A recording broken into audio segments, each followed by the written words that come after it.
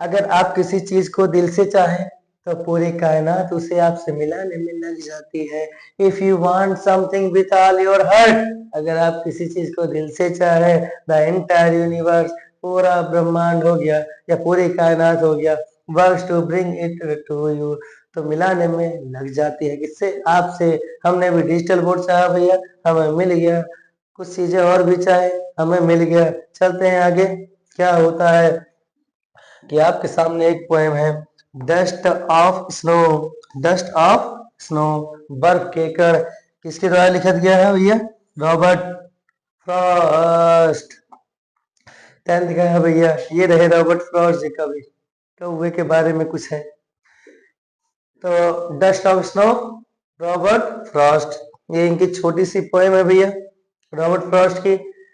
अभी तो इनकी देखोगे ना, छोटी सी पोएम है। और रॉबर्ट फ्रॉस्ट आपको लर्न ही हो जाएगा क्योंकि चैप्टर 2 भी रॉबर्ट फ्रॉस्ट का है। और क्लास 12th में इन्होंने अपना बदला पूरा कर लिया है। छोटे छोटे पोएम 10th में दिए हैं और बड़े बड़े पोएम 12th में दे दिए। The way a crow shook down on me, the dust of snow from a hemlock tree has given my heart a change of mood and saved some part of a day I had rode. The way a crow, कभी क्या है, रास्ते से जा रहा था या गुजर रहा था या खड़ा था तो उसे कौवा मिला था। मैंने कहा था ये देखो ये कौवा है ना, द वे आ क्रो, रास्ते में एक कौवा है। सुक डाउन ऑन मी, मुझ पर हिलाया। कभी के ऊपर भैया? मेरे ऊपर ना। द डस्ट ऑफ स्नो, क्या गिराया? बर्फ के कण गिराया। देखो ये बर्फ के कण गिरा दिया है। बर्फ के कण गिराया है। From a hemlock tree, hemlock tree means होता है पॉइजनस ट्री, जहरीला पेड़, धतूरे का है, कुछ भी जहरीला पेड़ कह सकते हैं हेमलॉक ट्री। ठीक है, हेमलॉक ट्री देखोगे ना, पीछे दिखा दे पेड़ और, इसमें देखो, ये देखो जहरीला पेड़ से गिराया है। तो क्रो यहाँ बैट का सिंबल लिया जाता है। कुछ लोग कहते हैं कि कौवे को देख लिया जाए हमारा दिन बेकार हो जाता है, लेकिन कभी का मनोदशा देखो। The way a crow shook down on me, the dust of snow from a hemlock tree, तो कभी यहाँ पर है तो ऊपर से कौवा हिला देता है, बर्फ के कण गिर जाते हैं।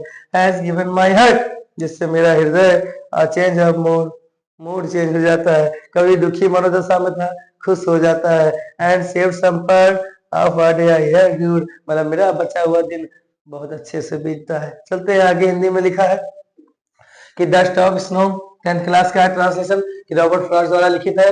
डस्ट ऑफ स्नो पोएम को पढ़ने से पता चलता है कि सर्दी का मौसम है। तो कैसा मौसम है? बर्फ गिर रहा है तो सर्दी का ही मौसम है। कि कभी किसी कारण दुखी होकर हम लग के पेड़ के नीचे खड़े हैं भैया, और उस पेड़ पर बर्फ जमा हुआ है, ठंडी का मौसम है।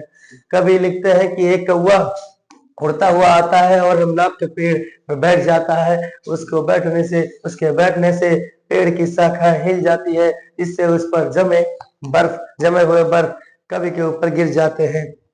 जैसे ही बर्फ के कण मुझ पर गिरते हैं, मेरे मनोदशा में परिवर्तन हो जाता है, मतलब उसका मूड चेंज हो जाता है। अर्थात जो पहले दुखी था, अब बर्फ के कुछ कणों को गिराने से आनंद का अनुभूति करने लगता है, कभी हैप्पी हो गया। कभी कहता है कि इस प्रकार मैं अपने एक दिन के कुछ हिस्से से दुखी रहने से बच जाता हूँ। इंसान का मूड कब चेंज हो जाए, आप भी अपना मूड चेंज कर ले। समय के अनुसार बदल जाना चाहिए। बदला मौसम, बदली दुनिया, बदले ये भगवान है, इन सबको देख बदला शिव सागर अनजान है। सेंट्रल आइडिया अगर सीखना है भाई साहब तो तुरंत सीखें। डस्ट ऑफ स्नो डिजाइन अपना डाल दीजिएगा। क्या कहना है कि सेंट्रल आइडिया, केंद्रीय बिंदु देखते हैं, केंद्रीय विचार देख लेते हैं। The poem by Robert Frost, या कवि रॉबर्ट, या जो पोएम है या जो कविता है किसके द्वारा? रॉबर्ट फ्रॉस्ट द्वारा लिखित है।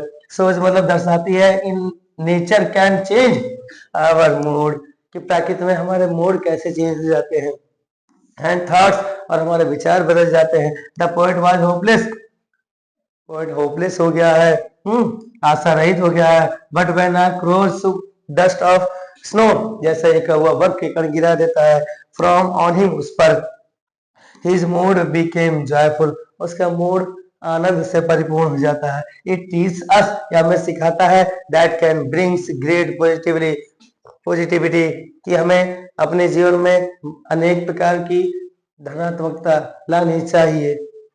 आगे बढ़ते हैं एमसीक्यूएस डस्ट ऑफ स्नो का, कि what does the poet describe in the poem dust of snow, क्या डिस्क्राइब कर रहा है? साफ साफ बड़ा वाला आंसर है, a small incident that change of mood, mood change हो गया था, अभी पढ़ाए थे कि विच बर्ड, क्रो, बर्ड के बारे में, क्या क्रो मतलब कौवा लिखा है भैया, ये बताओ, आंसर भी ना दिया है।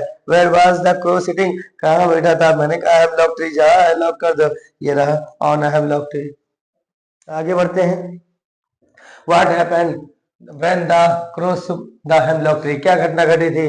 ब्रांच फेल डाउन, शाखा गिर गई थी ना भैया। द पोएट गॉट स्कैर्ड, ये भी नहीं है। Dust of snow fell on the poet, ये गिर गया था, लिखा है आंसर आपका। उसके how did the falling of dust of snow affect the poet, क्या हो गया था? उसका मूड बेटर हो गया था भैया, ये रहा option B will be correct.